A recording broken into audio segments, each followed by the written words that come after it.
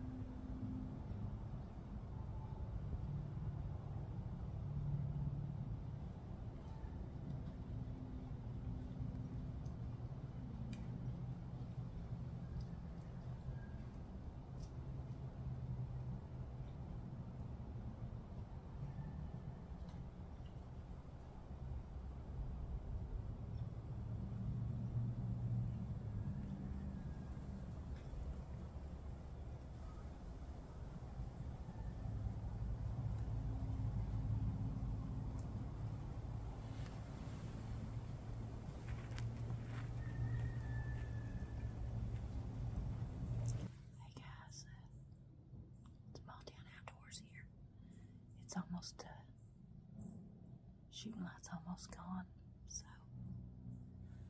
I've got about probably 15 more minutes. So I'm gonna try to pack everything up, see if I can't get out of here, sneak out of here. We had about 3 does to come in, so not saying no bucks. They like to come in when I've done went home. But we're gonna try again, maybe tomorrow. So hey, hit that like, subscribe button, and keep tuning in. Hopefully we'll get us a pretty good size one on the ground. God bless.